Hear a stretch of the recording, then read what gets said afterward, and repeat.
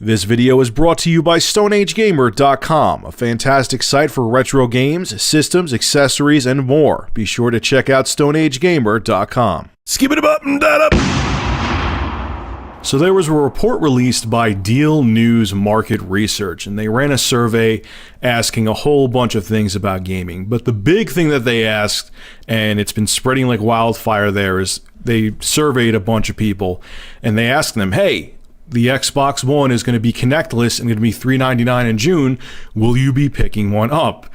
And it wasn't good news for Microsoft if they go by this survey. 79% of the people surveyed said they will not be picking up an Xbox One, even at $399. And of those that were surveyed who owned an Xbox 360, 59% of those said, yep, no, even at $399, I'm not getting one. I'm not getting it at that price. So, yeah, it doesn't sound like really good news for Microsoft, but there's one thing that a lot of these articles, including Cinema Blend, they're not letting people know about the survey, is that there was only 927 people that were surveyed. That's it, not even 1,000.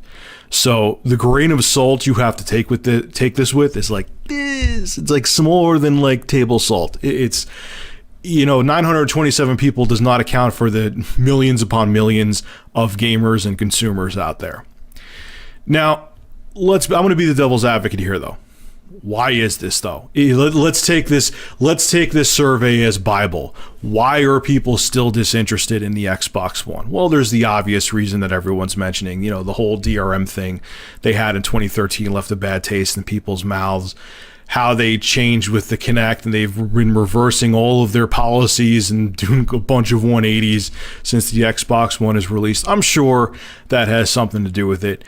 But I really think, like the previous video I just made, kind of makes a huge point with this too, is that there's nothing really, except you can maybe argue Forza 5 must have for the Xbox One. I mean, to look at Titanfall, for example. Titanfall you could get on the Xbox One, Xbox 360, not a GIMP version, it's the full damn game, and PC. That blew when I saw that. Here I'm thinking like, all right, Titanfall, when I first heard about it, when there was first murmurs about Titanfall, I was thinking that Microsoft, all right, they're going to be smart enough and make that a Xbox One exclusive.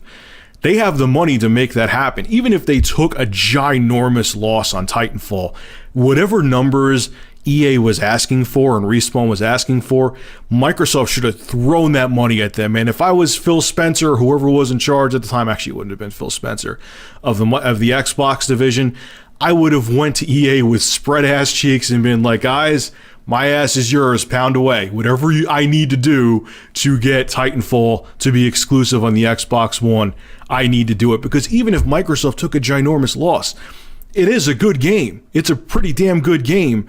And if it was the only place you could get it on is the Xbox One, more Xbox Ones would have been picked up. That goes into that weird thing I'm talking about. Why is that game released for the Xbox 360 too? I've never seen this before with any other generation, at least to this degree, where they release the full game for the previous generation console when the new gen console's out. It blows me away. On top of it too, a lot of the games are also coming out for PC. It's that simple. They're not giving any necessity to getting the next gen consoles. I was talking to a buddy of mine, Alec John. We were talking about how there's just really no need to pick up next gen right now. And that's kind of like a catch-22, because if there's no need to pick up next gen, if you get the games in other places, people are going to get the next gen consoles. Developers are going to be nervous. Now, I'm not saying the consoles are selling bad. They're not. But I feel if they did things differently, the next gen consoles would be selling even better, especially the Xbox One. But if you don't, it's kind of like this big catch-22. They're making the games for the previous generation and next generation, okay? Which gives people no incentive to buy the next-gen games or next-gen consoles. No one's buying the next-gen consoles or as much as they want them to, so that makes developers nervous. So it's this catch-22 where they keep making these full titles for the Xbox 360 and PS3, and then people are like, oh, I'm not going to buy the next-gen consoles. And so developers are like, yep, I'm going to keep making them for the previous generation. So right now, if you're not a nerd like you or I, you know what I'm saying? You're not going to be that excited about next gen. And I think that's what we're seeing. I don't think it's just that people hate the Xbox One, which I'm sure there were those people that were surveyed. I think people just aren't excited about it because there's other places to get those kick-ass games at. Okay? I mean, when other games come out like Halo and Gears of War, I hope to God Microsoft does not make those for the PC too, for their own sake, from a business standpoint. But when those games come out, and hopefully they're just exclusive to the Xbox One for Microsoft's sake, okay, it'll be different. I think we'll see surveys like this show something different where people will be more excited about getting an Xbox One. But right now, yeah, even though I think that you can't really take the survey as Bible, it kind of makes sense at the same time because, you know, why would I pick up the Xbox One for Titanfall if I have a perfectly good Xbox 360 and it's the same game?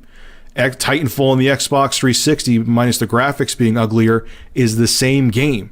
Why would I spend $400 on another console to play a game I could already play on my console that's already in my home and paid for?